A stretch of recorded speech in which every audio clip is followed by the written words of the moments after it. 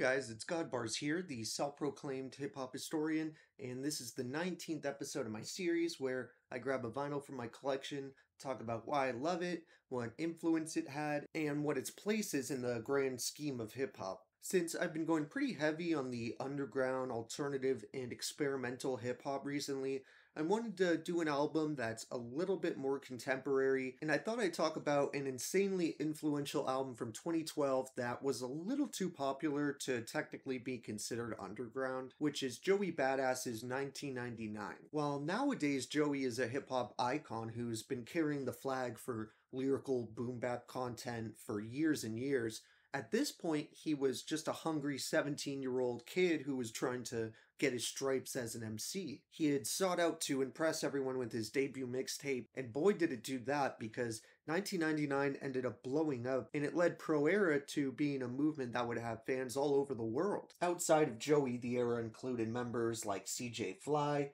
Kirk Knight, Nick Caution, Dirty Sanchez, Diamond Lewis, Tina Apex, Chuck Strangers, Powers Pleasant, Desi Hines, Rockamouth, A La Soul, and of course the legend we lost far too early, Capital Steez. Personally, this group as well as this debut tape by Joey were massively important to me and were specifically the direct influence for me and my friends to start rapping and doing ciphers in high school. We were obsessed with watching the PE ciphers, and we found that old school 90s boom bap, cipher in the park energy incredibly inspiring and infectious even over here in LA. Pro Era was part of a larger movement called Beast Coast, which at the time featured them, Flatbush Zombies, the Underachievers, and I believe Phony People were technically in that camp as well. However, a few years back, various members of Pro Era merged with Flatbush and Underachievers to officially make an album as Beast Coast, and while it doesn't have quite the same dusty old school style their older stuff has, there's definitely plenty of quality moments on that album you should check out if you're a Beast Coast fan.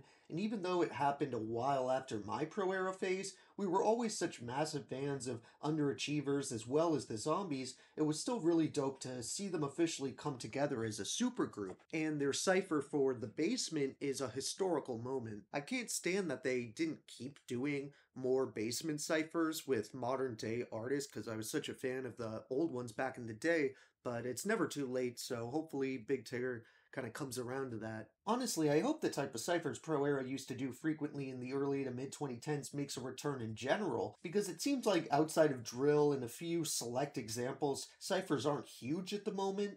I love the way Pro Era would just be given all these different old school classic beats, and they would each come in and attack them with their own style and personality. Those moments as a collective are what drew me in initially, but tapes like The Apocalypse, American Corruption, and 1999 really showed how these guys were able to blend their blatant old school influences with a modern and fresh spin. This little movement really captures a golden moment in modern hip hop for me, and at a time where guys like Drake were starting to dictate the direction of the game and its sound to a degree, I think many fans and aspiring rappers alike were able to feel like regardless of what the popular trends were, they could always count on Joey and Pro Era to stick to their roots. 1999 really is arguably the best modern love letter to 90s and golden age New York hip-hop. It has the in-the-park cipher element that the culture was built on, but Joey also brings flows and references that are more current, which is the separation that makes you know right away that you aren't putting on a tape from 30 years ago. One of the methods he employs to achieve this blend is using original, boom-bap-inspired beats made by in-house producers or contemporaries like Chuck Strangers, Static Selecta, or Knowledge, as well as pulling classic instrumentals from the likes of MF Doom,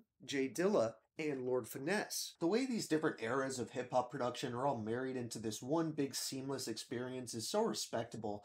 Not only does it show Joey's influence and reverence for the legends that came before him, but the beats all come together so well, I wouldn't be surprised if a decent amount of younger fans didn't even realize that any of these instrumentals weren't made for this album. This can really be attributed to the fact Joey tackles these old standards with his own personality and angle. Probably the best example of this, in my opinion, is on Pennyroyal, where he takes this old Metal Fingers beat of the same name and completely makes it his. This song details a breakup and the sort of indifference and eventual denial that can encompass one. With modern references in the track like Bass God, shout out Lil B, you'll find numerous little Easter eggs across this project that let you know what era it comes from, while not at all sounding dated or like it's a product of that era necessarily. Arguably the most memorable moment on this album that undoubtedly will be remembered as an all-time classic song is the standout track Survival Tactics with the late Capital Steez. This is a song me and my friend who I started rapping with knew every word to,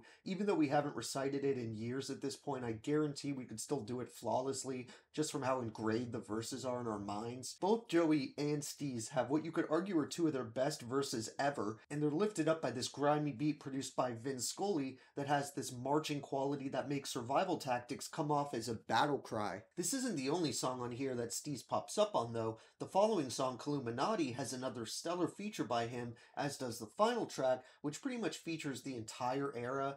Outside of that posse cut, there's also appearances by Chuck Strangers, CJ Fly, Tina Apex, and Kirk Knight, whose various contributions helped convey that this was a movement, and it wasn't just like one or two people who loved 90s acts like Black Moon or Souls of Mischief and wanted to bring that style back. It was a whole community. With over an hour of material, it isn't easy to cut it down to my 3 favorite tracks, but for this one I'd have to pick Pennyroyal, Daily Routine, and Survival Tactics. However, I want to give a couple honorable mentions in the form of Snakes, Third Eye Shit, and Illuminati. Thank you for watching my 19th video. We have one more modern album to go, and then I'm going to talk about 5 albums from the 80s. I know I said I was going to do 10 albums for every decade, but I decided for the 80s I'm just going to do 5 since I have way less output from that decade, and that way I can kind of stretch it out longer. Now be sure to like, subscribe, and let me know what your favorite songs off of this groundbreaking mixtape are. Don't forget to have a great day, and I'll see you next time, okay? Alright.